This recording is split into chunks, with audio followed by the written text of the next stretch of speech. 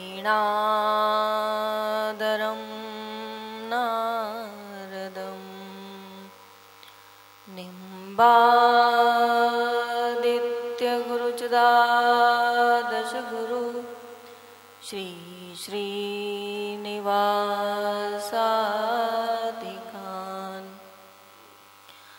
वन्दे सुन्दरभट्टदेशिकमुखान् वस्वेन्दुं सङ्ख्यायुतान् श्रीव्यासादरिमध्यगाच्च परतः सर्वान् गुरून् सादरम्।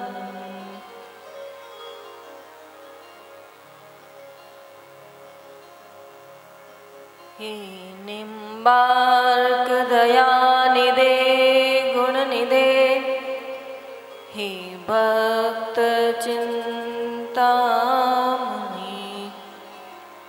हे आचार्य शिरोमणे मुनिगणे राम्रज्ञपादाम्बुज हे सृष्टिस्थितिपालक प्रभवन हे नाथ मायादीप हे गोवर्धन कंदरालय विभो मां पाहि सर्वेश्वर।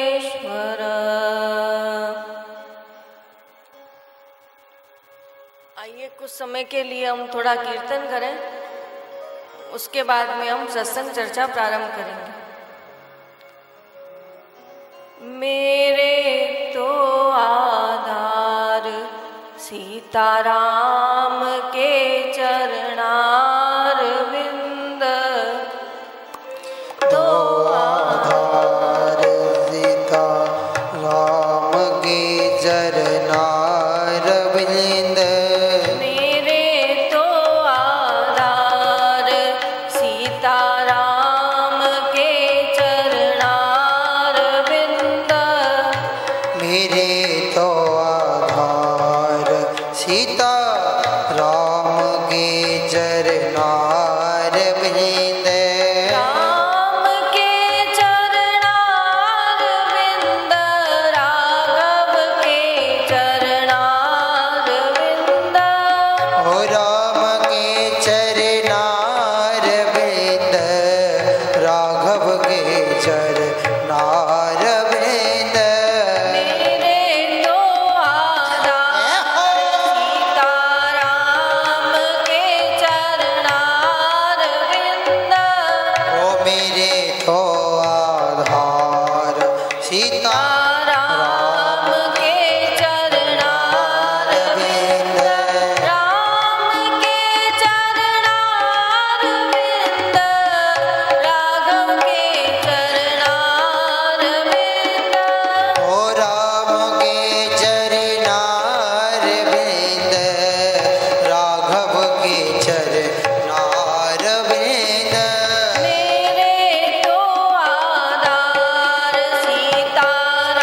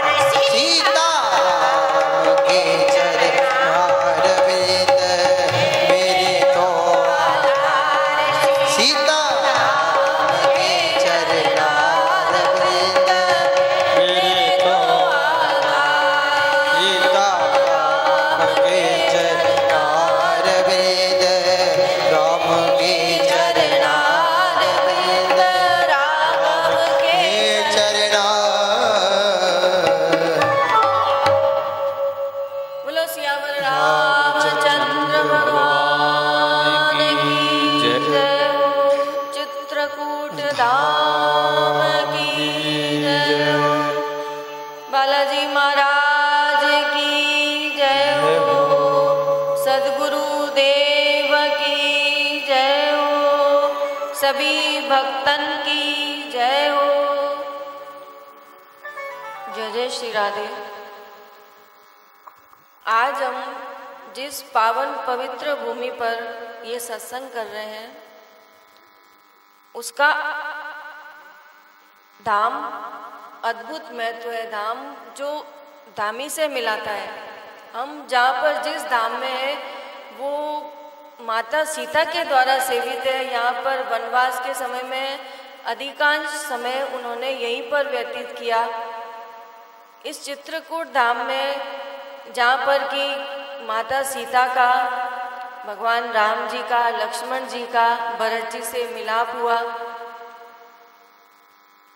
इसके समानांतर यदि हम देखें तो भक्ति स्वरूप हमारे गिरिराज जी महाराज है।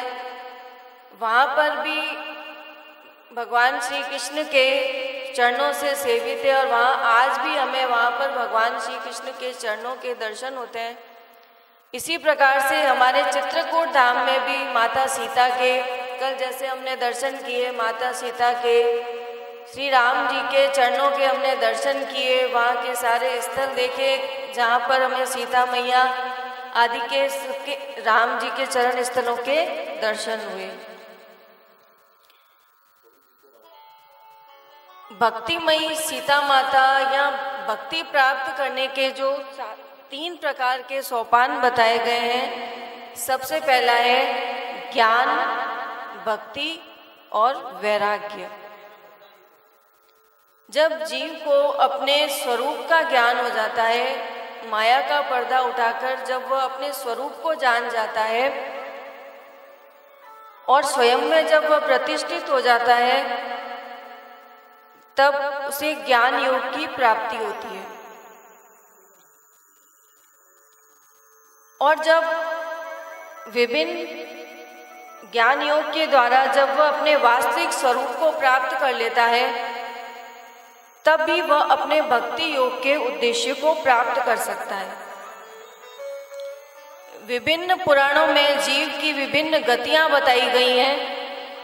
उसे सुनकर जीव को इस संसार से वैराग्य होता है। यदि ज्ञान की दृष्टि लुप्त हो जाए तो जीव देहादि मिथ्या वस्तुओं में आत्माभिमानी होकर विचरता रहता है। और यदि बुद्धि उसकी कर्मासक्त हो जाती है तो अत्यंत श्रमिक होकर वह चिरकाल तक अपार अंधकार में संसार में सोया पड़ा रहता है। इन दोनों स्थितियों से जगाने और आत्मबोध कराने के लिए भगवान जब जीव पर कृपा करते हैं तब उन्हें भक्ति मार्ग दिखाते हैं। ऐसा ही एक संवाद माता ने जब कपिल भगवान से पूछा कि हे भगवान, आप कृपा करके मुझे भक्ति योग का मार्ग विस्तार पूर्वक बताइए। तब कपिल भगवान ने माता से कहा कि भक्ति योग का प्रकाश अनेक प्रकार से होता है। मेरे प्रमुख स्वभाव और गुणों के भेद से मनुष्यों के भाव में भी विभिन्नता आ जाती है और उसी विभिन्नता के कारण 3 प्रकार के मेरे भक्त होते हैं। सबसे पहला मेरा तामस भक्त है। अब तामस भक्त कैसा होता है? अर्थात जो भेददृशी क्रोधी पुरुष हृदय में हिंसा, दंभ अथवा मात्सर्य का भाव रखकर मुझ में प्रेम करता है, वो मेरा तामस भक्त है। जो पुरुष विषय, यश और ऐश्वर्य की कामना से प्रतिमादि में मेरा भेदभाव से पूजन करता है, वो मेरा राजस भक्त है। जो व्यक्ति पापों का क्षय करने के लिए, परमात्मा को अर्पण करने के लिए जो पूजन करना अपना कर्तव्य समझता है, इस बुद्धि से मेरा भेदभाव से पूजन करता है, वो मेरा सात्विक भक्त होता है। परंतु कपिल भगवान ने एक भक्त की अलग से व्याख्या की, वह है निर्गुण भक्त, जो भगवान को सबसे ज़्यादा प्रिय है। भगवान कहते हैं कि जिस प्रकार गंगा का प्रवाह अखंड रूप से समुद्र की ओर बहता रहता है, उसी प्रकार मेरे गुणों के श्रवण मात्र से मन की गति का तेल धारावत अविच्छिन्न रूप से मुझ सर्वांतर्यामी के प्रति हो जाना तथा मुझ पुरुषोत्तम में निष्काम और अनन्य प्रेम होना, यह निर्गुण भक्ति योग का लक्षण बताया। आगे भगवान कहते हैं कि ऐसा भक्त मुझे सबसे ज़्यादा प्रिय है। ऐसे निष्काम भक्त को दिए जाने पर भी मेरी सेवा को वो छोड़कर और मेरी निष्काम भक्ति करता है। मेरा ऐसा भक्त किसी प्रकार की मुक्ति की भी कामना नहीं करता। भगवान ने आगे 5 प्रकार की मुक्ति का वर्णन किया कि मेरा भक्त ऐसा जो निष्काम है, वह न तो सालोक्य मुक्ति चाहता है, अर्थात भगवान के नित्य धाम में निवास नहीं चाहता, भगवान के समान ऐश्वर्य भोग श्राष्टी मुक्ति भी नहीं चाहता, भगवान की नित्य समीपता अर्थात सामीप्य भी नहीं चाहता, भगवान का सा रूप हो जाए ऐसा भी मेरा ऐसा निष्काम भक्त नहीं चाहता, और भगवान के विग्रह में समा जाए अर्थात सायुज्य मुक्ति भी वो नहीं चाहता। भगवान कहते हैं कि भगवत सेवा के लिए मुक्ति का तिरस्कार करने वाला यह निर्गुण भक्ति योगी पुरुषार्थ, परम पुरुषार्थ अथवा साध्य कहा गया है। इसके द्वारा पुरुष तीनों गुणों को सत रज तम 3 प्रकार के जो बताए थे, उसे लांघकर मेरे भाव को, मेरे प्रेम रूप अप्राकृत स्वरूप को प्राप्त हो जाता है। निष्काम भाव से श्रद्धा पूर्वक अपने नित्य नैमित्तिक कर्तव्यों का अनुपालन कर नित्य प्रति हिंसा रहित उत्तम क्रिया योग का अनुष्ठान करे। मेरी प्रतिमा के दर्शन, स्पर्श, पूजा, स्तुति और वंदना करने और प्राणियों में मेरी भावना करने, धैर्य और वैराग्य का अवलंबन, महापुरुषों का मान सम्मान, दीनों पर दया और समान स्थिति वालों के प्रति मित्रता का व्यवहार करने, यम नियमों का पालन करने, अध्यात्म शास्त्रों का श्रवण और मेरे नामों का उच्च स्वर से कीर्तन करने से तथा मन की सरलता, सत्पुरुषों के संग और अहंकार के त्याग से मेरे धर्मों का अनुष्ठान करे। ऐसे भक्त जो अत्यंत चित्त से शुद्ध होकर मेरे गुणों में श्रवण मात्र से ही अनायास मुझ में लग जाता है, ऐसा भक्त मुझे अत्यंत प्रिय है। अब हम माने कि भक्ति किन साथ, कैसे हम समझें कि हमको भक्ति प्राप्त हो गई है। तो रामायण जी में बाबा तुलसी कहते हैं कि मम गुण गावत पुलक शरीरा गदगद गिरा नयन बनीरा, कि मेरा जो भक्त होता है जब वो मुझे याद करता है, ऐसा जो निष्काम भक्त है जो केवल मुझे ही चाहता है, वो भक्त जब भगवान को याद करता है तो याद करते करते उसके नैनों से जब नीर बहने लगते हैं, अश्रु बहने लगते हैं और केवल उसकी एक ही कामना होती है कि मुझे भगवान के दर्शन हो जाए। ऐसा भक्त मुझे सबसे ज़्यादा प्रिय, जो मुझसे कुछ नहीं चाहता, मुझे चाहता है। आगे मानस में बाबा तुलसी कहते हैं कि जब भगवान श्री राम माता शबरी के आश्रम में पहुँचे तब उन्होंने माता से भक्ति का वर्णन किया। जो संसार के भौतिक पदार्थों की कोई परवाह न करके केवल भगवान से ही प्रेम करता है, जगत की सारी वस्तुएं और सारी परिस्थिति स्वाभाविक ही उसके कल्याण में लग जाती है।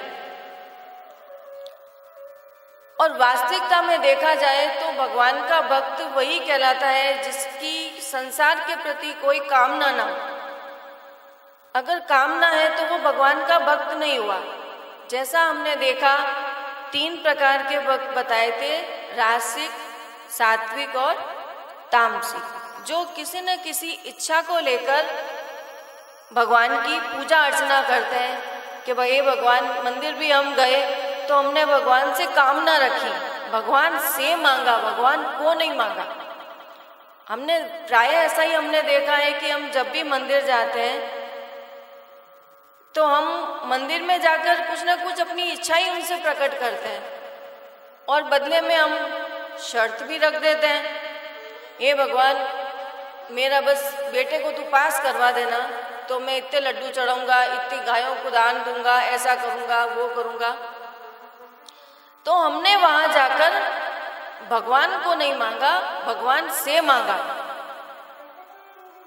तो जरा हम विचार करें कि ये जीव जो इस संसार में जब आया था या आने से पहले हम कहें गर्भवास में था माता के, तो उसने भगवान से क्या प्रार्थना की थी, जरा हम उस प्रार्थना को याद करें। तो वो जीव भगवान से क्या प्रार्थना करता है कि हे भगवान, जब वो उस गंदगी में पड़ा हुआ होता है तो भगवान से केवल नरक में यही प्रार्थना करता है माँ के गर्भ में कि मुझे यहाँ से निकालो, बाहर आकर मैं क्या करूँगा, भजन करूँगा। अब मैं इस संसार में नहीं जाऊँगा, ये जन्म मेरा व्यर्थ नहीं होगा, मैं आकर यहाँ पर भजन करूँगा। लेकिन जैसे ही माता के गर्भ से वो बाहर निकलता है और माया का पर्दा उस पर पड़ जाता है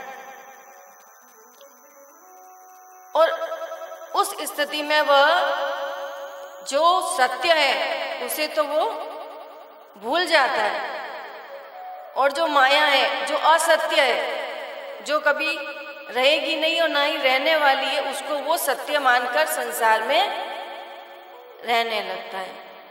धीमे धीमे जब वह बालक बड़ा होता है अपने संसार में, इसी मैं और मेरा के अंतर वह इस प्रकार से इस ईश्वर को भूल जाता है कि उसे वही संसार सत्य लगता है और ईश्वर से मांगने भी जाएगा तो वह संसार को ही मांगेगा, भगवान को नहीं मांगेगा। लेकिन कपिल भगवान कहते हैं कि मेरा जो भक्त है, जो निष्कामी भक्त है, वह मुझसे मांगता है। भगवान ने उद्धव जी से भागवत जी में कहा है कि उद्धव, मेरा ऐसा भक्त जो निष्काम है और जो मुझे चाहता है, जो मुझे मुझ में पूर्ण अपनी मति लगा चुका है, मुझे पूर्ण शरणागत हो चुका है, ऐसे भक्त की मेरा सुदर्शन चक्र हमेशा रक्षा करता है। आगे भगवान इतना भी कह देते हैं कि एक बार को मैं उस सुदर्शन चक्र का भी विश्वास नहीं करता हूँ और स्वयं उसकी रक्षा के लिए उसके पीछे पीछे चलता हूँ। सोचो क्या कोई इस संसार में ऐसा है जो हमारे साथ हर पल रहकर और हमारी रक्षा कर सके? क्या हम किसी पर ऐसा विश्वास कर सकते हैं कि यहाँ अमुक व्यक्ति है या अमुक हमारा प्रिय है जो हम कभी भी कहीं भी किसी भी अवस्था में यदि संकट में आते हैं तो वो हमारी रक्षा कर सकेगा? क्या हम पूरे विश्वास से ये बात कह सकते हैं? नहीं कह सकते। लेकिन एक ईश्वर पे यदि हम शरणागत होकर और पूर्ण विश्वास कर ले, पूर्ण भरोसा कर ले, अनन्यता के साथ में शरणागति स्वीकार कर ले कि हे नाथ मैं आपका हूँ, इतना कहने से ही भगवान आपके हर संकट में आपकी रक्षा करेंगे। लेकिन होता उल्टा ही है। हम संसार में सब पर भरोसा करते हैं कि नहीं ऐसा होगा तो हमारा वो मित्र हमारे बहुत काम आएगा, ऐसा होगा तो हमारा पुत्र हमारे बहुत काम आएगा, हम बीमार हो गए तो हमारे पैसा वो हमारे पास बहुत है, हमने सिक्योरिटी कर रखी है, हमारे वो बहुत काम आएगा। परंतु काफ़ी बार ऐसी परिस्थितियां हमारे सामने खड़ी होती है कि कोई भी बंधु, जैसे हम अभी कोरोना ले लें, कोरोना हमारे सामने एक ऐसी महामारी आई जिसमें कि बिल्कुल ही अलग रहने को कह दिया गया कि आप कोई भी परिवारजन भी आपस में नहीं मिलेंगे, दूर दूर कमरों में रहो, अलग अलग। तो जब कौन काम आया? क्या पैसा काम आया?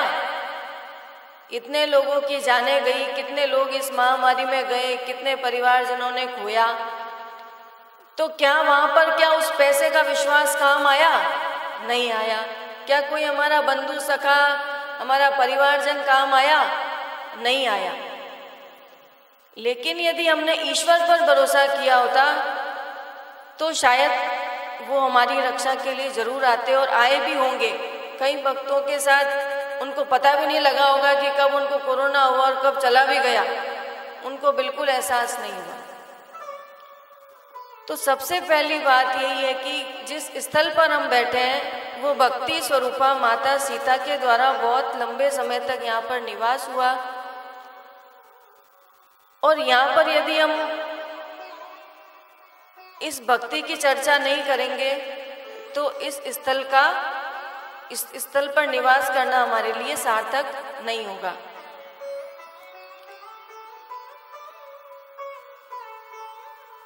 कई ऐसे भक्तों के चरित्र हुए हैं जिन्होंने भगवान के प्रति अपनी अनन्यता, अपना विश्वास बताया और भगवान ने वहां पर जाकर उनकी रक्षा भी की। अभी मैंने जैसी चर्चा की थी कि माता शबरी का भी यदि हम जीवन देखें तो वो जाति से क्या थी? बिलनी तो थी, जाति से बिलनी थी वो। लेकिन बाल्यावस्था से ही जब उन्होंने मतंग ऋषि जब पंपा सरोवर पर अपने शिष्यों के साथ आए तब वहां पर उन्होंने उनका सत्संग सुना, और वो भी दयालु हृदया थी, और दयालु हृदया होने के कारण उन्हें भी जीवों की हिंसा या वृक्षों को तोड़ना भी बिल्कुल हृदय विदारक लगता था, वो उनको कष्ट नहीं पहुंचा सकती थी। जब उन्होंने मतंग ऋषि का सत्संग सुना तब माता शबरी को प्रेरणा मिली कि वह भक्ति मार्ग पर आगे बढ़ी। इस प्रकार से मतंग ऋषि तो वहाँ से सत्संग कर अपने शिष्यों सहित चले गए, लेकिन माता शबरी जो थी वो भक्ति में लग गई, और धीमे धीमे जब बड़ी होने लगी तब उसके विवाह की चर्चा परिवार में चली। तो कई ऐसी घटनाएं हुई जो विवाह योग्य होने पर जब जो लड़का देखा गया उनके लिए, तो उनके बारे में बताया गया कि भाई वो बहुत अच्छा शिकारी है और एक ही तीर से दो शिकार पक्षियों के वो एक बार में कर लेता है। तो माता शबरी को ये बात अच्छी नहीं लगी कि वो जब जीवों का शिकार करता है तो वो उस विवाह को करने में स्वीकृत नहीं थी, उसकी स्वीकृति नहीं थी। दूसरी तरफ जब उनका विवाह होने वाला था तो बलि दी जाने लगी घर में, तो उससे आहत होकर माता शबरी घर छोड़कर और चली गई। और जागती श्री मतंग ऋषि के आश्रम में गई और वहां पर जाकर वह चुपचाप उनकी सेवा करने लगी। ऋषिजन जहाँ पर रहते थे उनकी बुहारी लगाना, वहाँ जहाँ से उनका रास्ता जाता था स्नान करने को, उस रास्ते को रोज साफ करना, संतों की सेवा करना और उनके लिए लकड़ियाँ काट कर और चुपचाप रख जाना, मतलब बिल्कुल चुपचाप जो सेवा थी कि वो किसी को पता न लगे, इस प्रकार से वो सेवा कर रोज चली जाती थी। तो मतंग ऋषि को बड़ा आश्चर्य हुआ कि कौन है ऐसा जो चुपचाप आकर और हमारे आश्रम की सफाई बाहर से कर जाता है, लकड़ी का गट्ठर भी रख जाता है। तो एक बार उन्होंने अपने शिष्य से कहा कि तुम पता लगाओ कि कौन है जो छुपकर आकर और यहाँ पर सफाई का कार्य करता है और लकड़ी का गट्ठर भी हमारे लिए रख जाता है। तब उनके शिष्य ने ये ध्यान रखा कि कौन आता है और इस प्रकार से ये कार्य सेवा कर चुपचाप चला जाता है। तब उन्होंने माता शबरी को देखा और उन्हें लेकर वो मतंग ऋषि के सामने गए। अब माता शबरी तो घबराने लगी कि भैया मैं जाति की बेलनी है और मुझे पता नहीं क्या दंड मिलेगा। वो दूर से ही उन्होंने मतंग ऋषि को दंडवत कर दिया।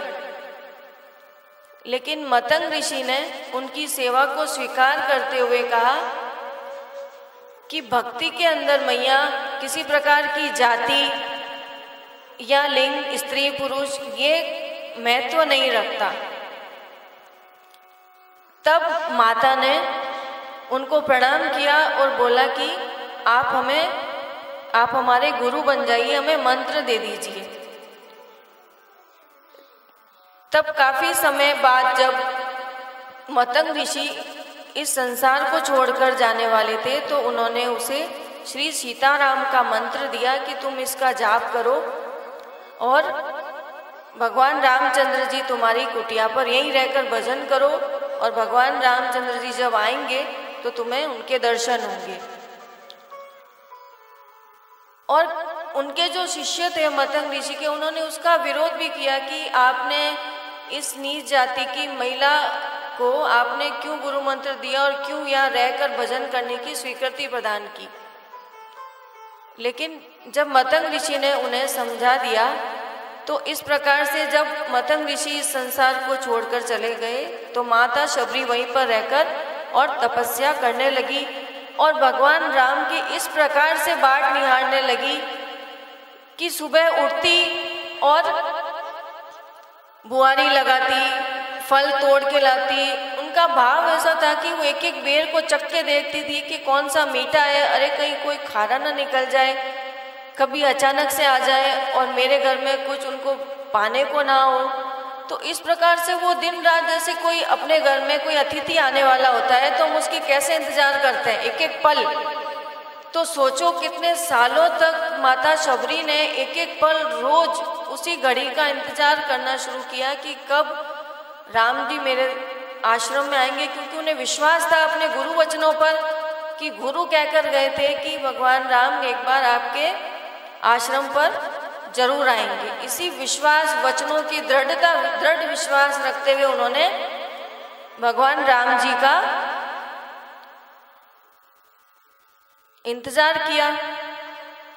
आखिरकार भगवान राम स्वयं चलकर माता शबरी की कुटिया पर आए और उनके दिए हुए फल प्राप्त किए। चाहे वो मैया ने चक्के भी प्रेम से दिए तो भगवान ने बिल्कुल उनको बड़े प्रेम से पाया। तो इस प्रकार कई ऐसे भक्त हुए हैं कि जिनका हम वर्णन नहीं कर सकते कि किस प्रकार से उनके जीवन में भगवत भक्ति की अनन्यता रही और पूर्ण शरणागति रही। इसी के साथ मैं अपने शब्दों को विराम देती हूँ।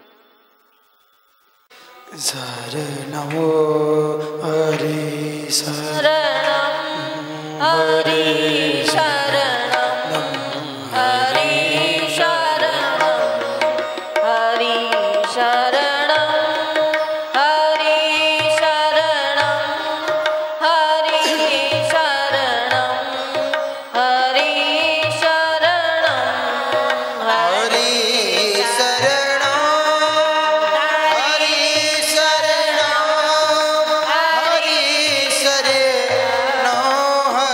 शरणं